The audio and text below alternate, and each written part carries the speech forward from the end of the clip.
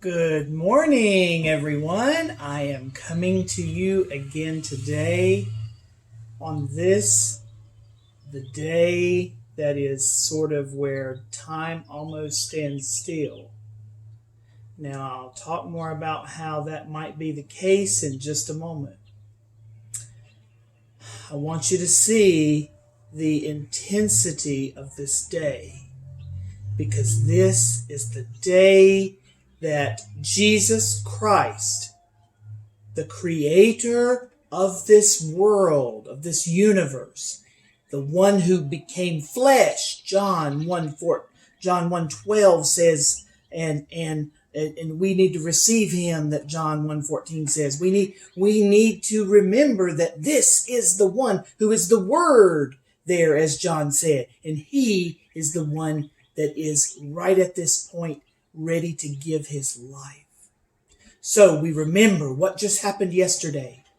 Okay, we know that Thursday he had that Passover meal. We know that they had gone out to Gethsemane after that. We know that that he offered three prayers, or three times he went to the disciples, Peter, James, and John, to get them to pray, and they couldn't do that.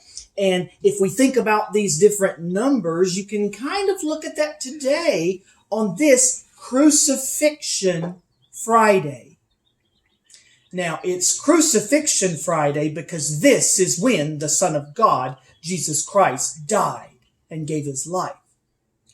We can call it Good Friday, not because it was good in what God had to do, but because it's good for us. It's good for you. It's good news for you. It's the gospel. Good news for you and good news for me, because we have a payment made for the penalty of our sins.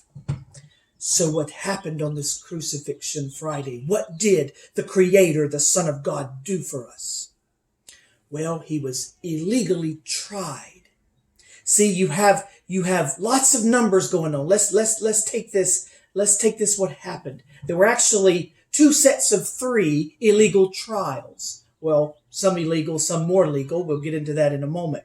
You have the prediction to Peter in Matthew that we read when they were having that Last Supper memorial before the Passover celebration turned into the Last Supper. And he told Peter that before the rooster crowed that night that he would deny him 3 times.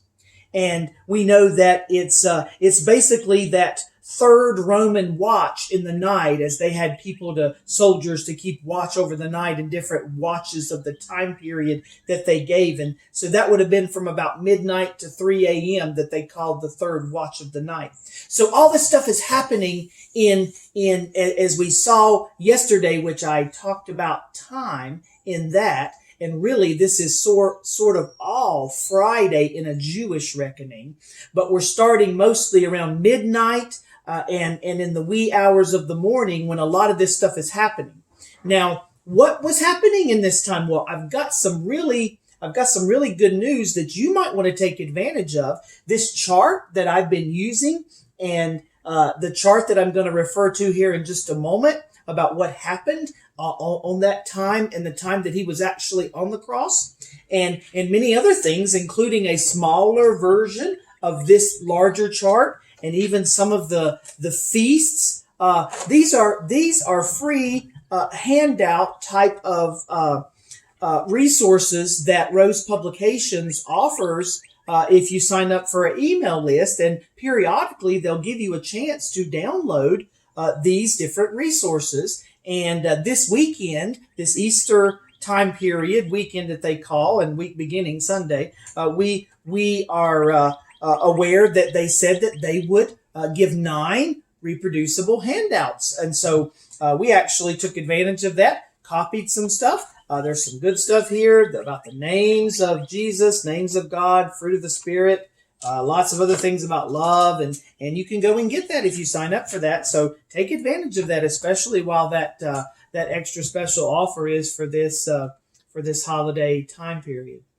But getting back to what's going on, see, you have this happening overnight and into the early morning hours when light comes in. So what's happening overnight? on this Friday?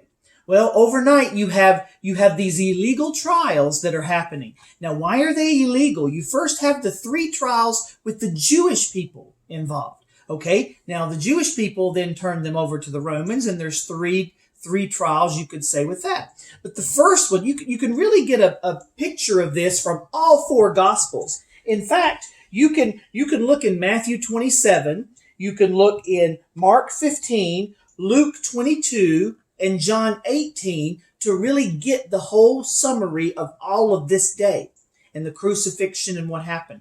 But John gives a pretty good summary. A few details aren't in John that are in other places, but you see that there's basically 3 trials that are going on, mostly illegal. And the first one was after they arrested Jesus, and after you had the incident where Peter cut off the ear of Malchus there, one of the soldiers. That comes into play even more here, because one of his relatives actually recognized him, and that's when Peter denied, one of the denials. But you have them taking Jesus away.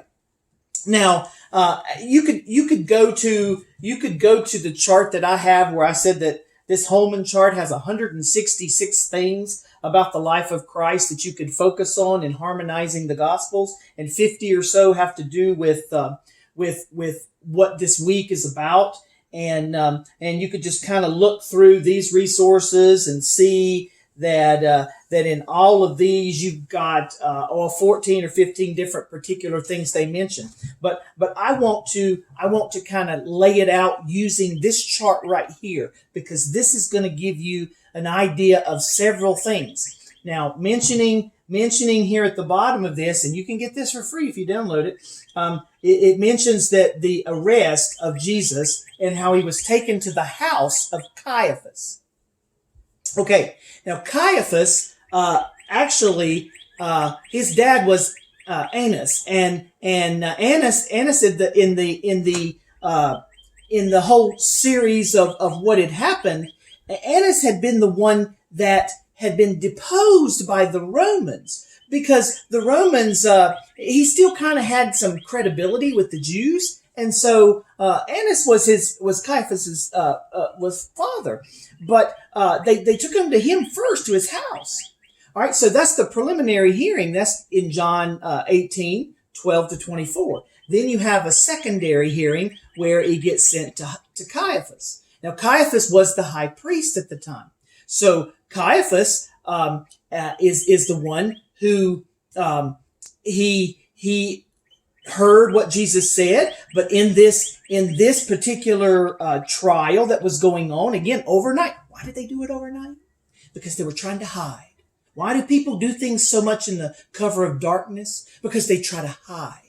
All right? They didn't want Jesus to get a fair trial. They wanted to just do it. They weren't supposed to do a trial in a person's house. That was wrong. They shouldn't have done it in Annas' house. They weren't supposed to do it in the way that they did it, even with Caiaphas. So it kind of got a little more legal in the sense that it finally went to the Sanhedrin. But during the time with Caiaphas, Jesus actually acknowledged that he was God, even though some try to doubt that from the text. But clearly he did, because what did he do? He tore his clothes. And that's what the high priest would have done, because he considered it blasphemy that he would make himself equal with God. So then he went to the council of the Sanhedrin. They brought false witnesses against him. All of this is going on, and things are are happening overnight. And this is when Peter was recognized, because he and one of the other disciples, likely John, are the ones that followed to see, because John gives the record of this, and it's not named, but it's probably John that's following. But Peter is the one who denied. And so during these trials, Peter sees the injustice of it, and then he doesn't want to be crucified at that point too. So he had said he was bold and zealous. He cut the ear off. He was ready to fight. And then Jesus said, no, that wasn't the time to fight, because the battle was really with what Jesus was going to do. So Peter ended up getting questioned, and 3 times he denied the Lord. We'll look at something that happened that Jesus did after he resurrected, in a couple days, I'll bring that out, what Jesus's threefold encouragement to Peter was, or challenge to him.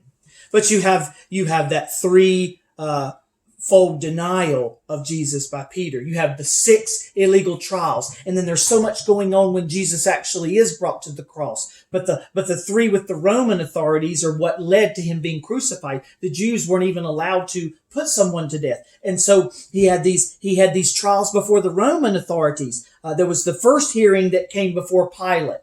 And Pilate didn't know what to do. His wife even had a dream and said that this man isn't guilty. And so Pilate was really worried about that. And then Pilate said, send him to Herod. And Herod, as the ruler, he was from the area of Galilee where Jesus was. And so they sent him up there. And Herod had ruled over that area. But Jesus didn't even say anything to Herod. So Herod was kind of disappointed. And then I think they present this somewhat accurately. In the Passion of the Christ, there's an example of some of the stuff that goes on there.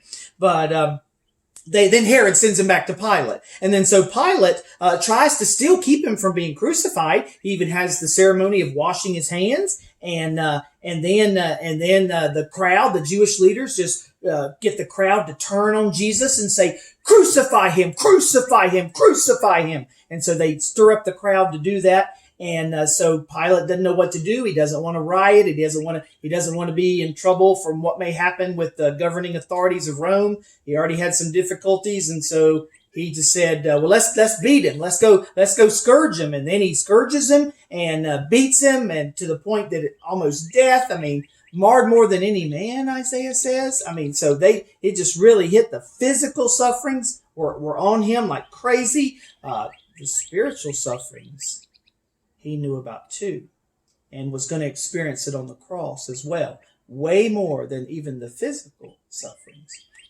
So the emotional comes into it too, as him seeing the separation. We'll get to that in a moment. But you have this final trial before Pilate. He scourges him, he brings him back, and they say crucify him. So he has no choice. He washes his hands. They take him to the cross.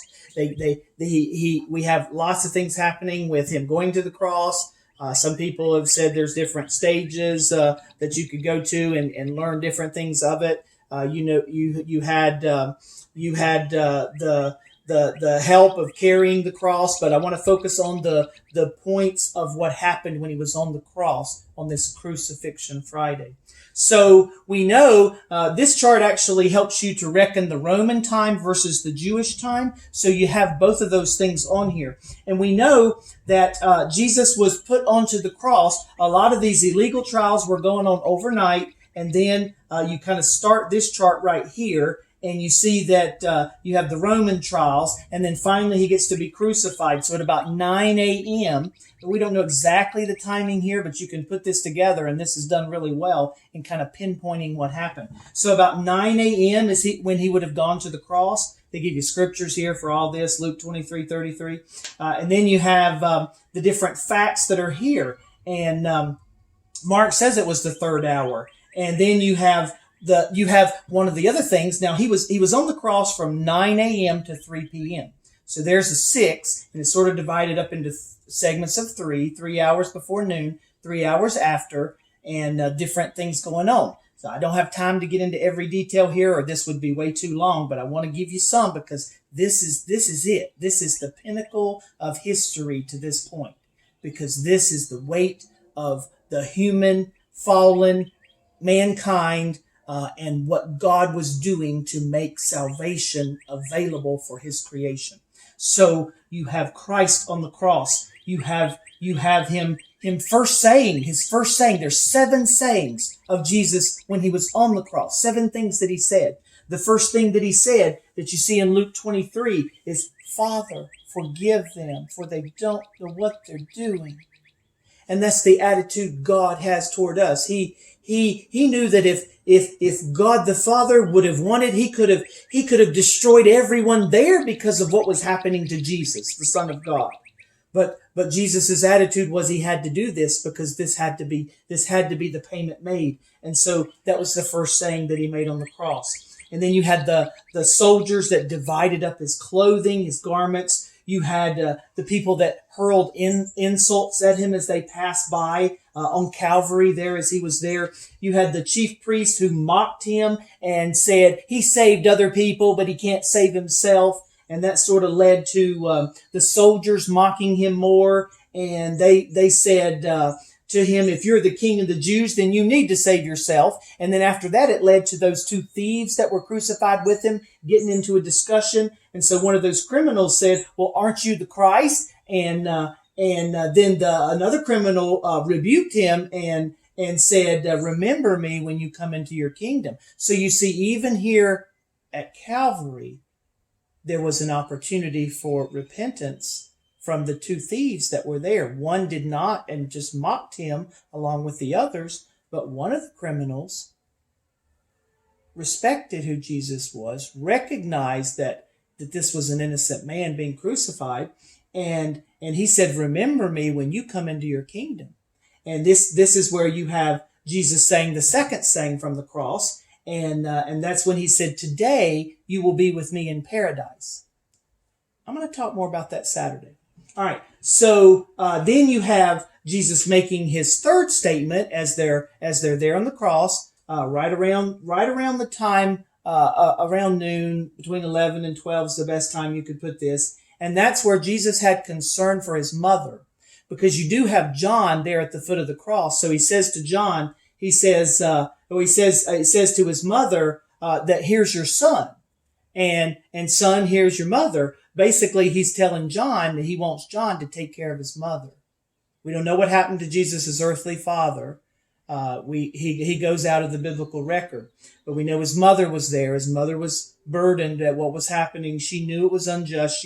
She knew that she had borne the Messiah. She knew it was a miracle. This had not happened. She knew that she had not been with any man, and yet she was found impregnated with the Son of God. So she knew that something was going on here. She knew that this was wrong, and yet Jesus cared for her there at the cross to the point that he had John to be there for his mother. So that's the third saying on the cross. So you get to the 12th hour, and you see God's judgment here because he sent darkness over the whole land for 3 hours. All right, for 3 hours from the 6th hour, Mark 15 says, at the 6th hour, darkness came over the whole land there. All right, until the 9th hour. So for 3 hours, it was dark. And that's why the picture conveys this darkness right here. So imagine that. What did the people think that after they had mocked him, and then suddenly darkness is there, and they're starting to take a little bit more attention to what's going on. You know, something in nature. Sometimes nature can get our attention. These things like this virus can get your attention. Hopefully it is. All right. So you see Jesus on the cross here. And then the fourth thing that he says is when he's at this point and the darkness is there and the weight of the sin is on him. And this is where it blows your mind. It's hard to understand. Martin Luther, I believe, is the one who said, God forsaking God. How can this be? I don't understand it. You can't understand it. I mean, do we even understand time? But somehow, the only time there's ever been any kind of a ripple, or whatever you might call it, within the triunity of God, who is one God, was here at the cross, when Jesus actually was made sin for us, 1 Peter 2:24. And when Jesus cried out, my God, why have you forsaken me? Eli, Eli, lama sabachthani. Okay, so he said that, Mark 27, you can go to there. And then you see the fifth thing that he said, I am thirsty, I thirst. And so vinegar was given to him. There's symbolism there you can get to too. And then the sixth thing that he said is, it is finished.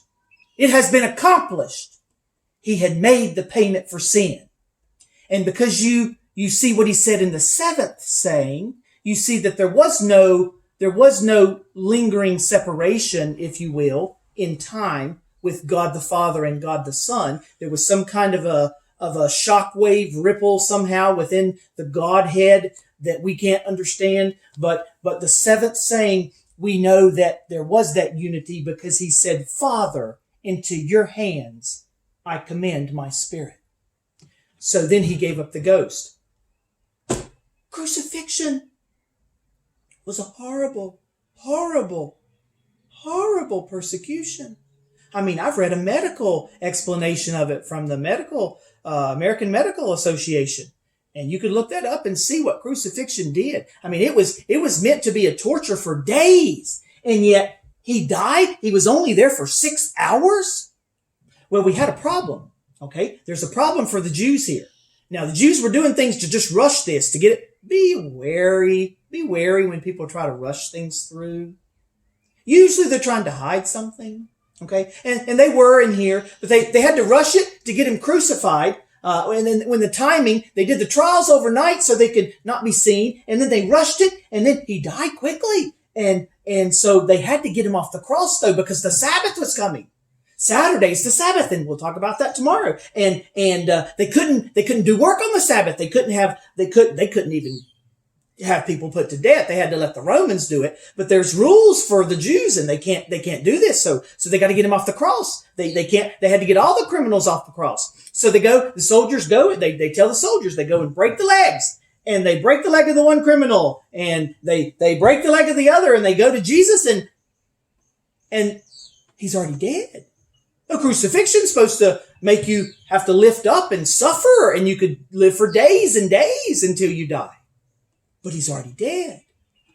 So just to make sure they don't break his bone. Now, all this stuff is fulfilling Old Testament prophecies. Oh, maybe I'll go into that someday and give you more specific prophecies that are fulfilled. You can go to Psalm 22. You can go to Psalm 69. You can go to some of these Psalms and see the prophecies directly fulfilled, written thousands of years before this happened. Even the things he said on the cross. Go look at it. Go to Psalm 22. See those things. See how it is. All right. So you see Jesus, dying, and yet prophecy said he wasn't going to have a bone broken.